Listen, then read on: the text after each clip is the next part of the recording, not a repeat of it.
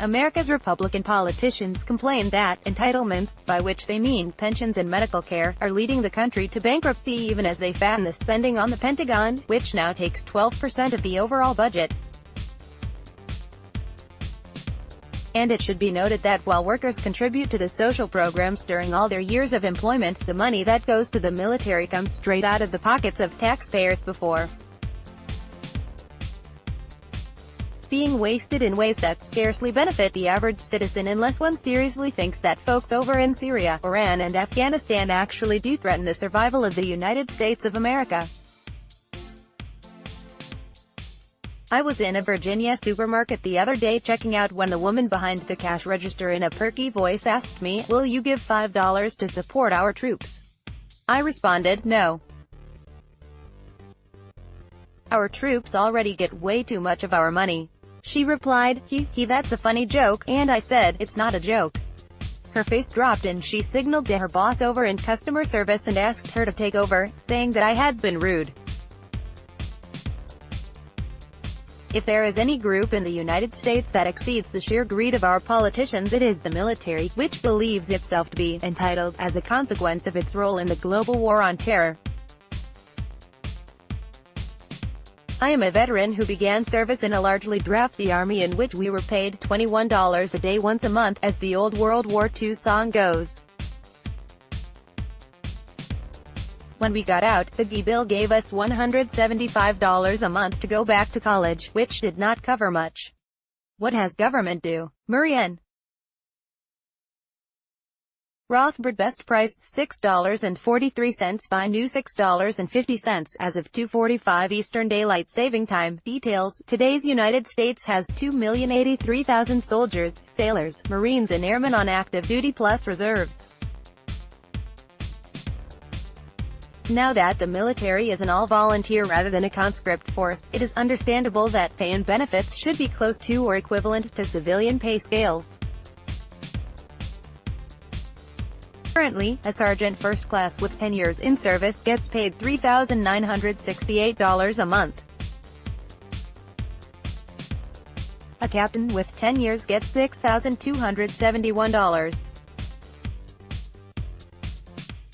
That amounts to $47,616 and $75,252 a year respectively, plus healthcare, food, housing, cost of living increases and bonuses to include combat pay. There are several options for retirement. Generally speaking, a soldier, sailor, marine or airman can retire after 20 years with half of his or her final, high-3, pay as a pension, which means an 18-year-old who enlists right out of high school will be 38, and if he or she makes sergeant first class, E7, he or she will be collecting $2,338 a month or more for the rest of his or her life, adjusted for cost of living. Many Americans would be astonished at the pensions that general officers and admirals receive, particularly since 80% of them also land in retirement, generously remunerated positions with defense contractors, either in active positions soliciting new contracts from their former peers or sitting on boards. General David Petraeus, whom the Nation describes as the general who lost 2 wars, pulls in a pension of $220,000 even though he was forced to resign as CIA director due to passing classified information to his mistress. He is also chairman of a New York City-based company, KKR Global, which is part of a private equity firm, Kohlberg, Kravis, Roberts.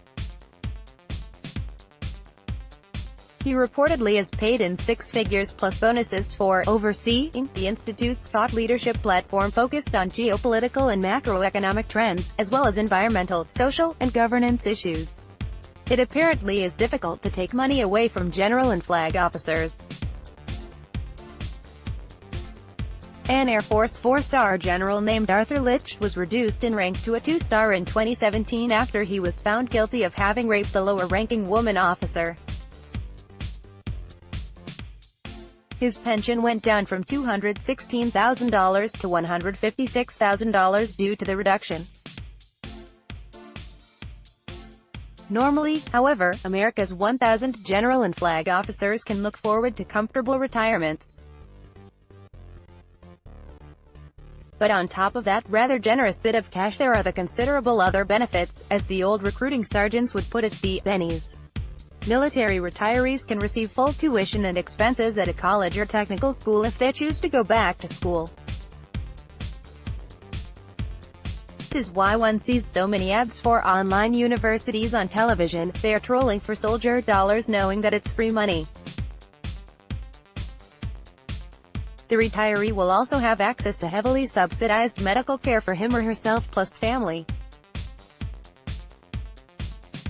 The medical care is a significant bonus under the TRICARE system, which describes itself on its website as the gold standard for medical coverage, that is government-managed health insurance. A friend who is retired recently had a hip replacement operation that would have cost $39,000 for only a few $100s through TRICARE. Economics in one lesso. Henry Hazlitt best price $8.24 by new $10.41 as of 3:35 Eastern Daylight Saving Time. Details. What is significant is that even enlisted military personnel can start a second career on top of their pension, given that many of them are still in their 30s.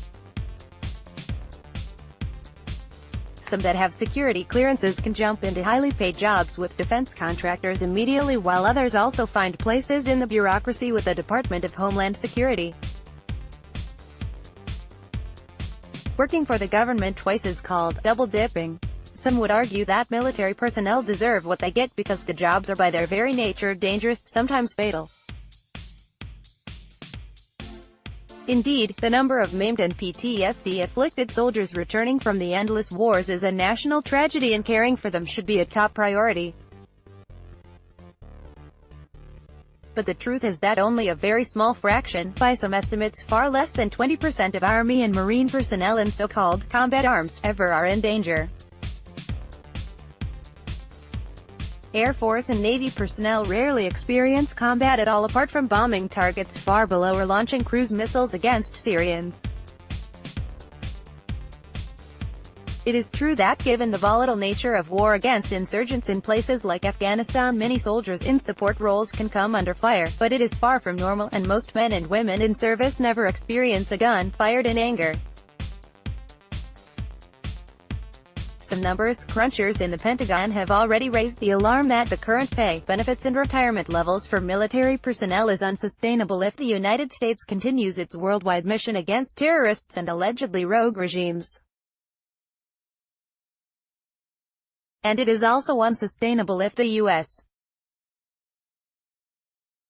seeks to return to a constitutional arrangement whereby the nation is actually defended by its military, not subordinated to it and being bankrupted by its costs. Reprinted with permission from the UN's Review. The Best of Philip Giraldi.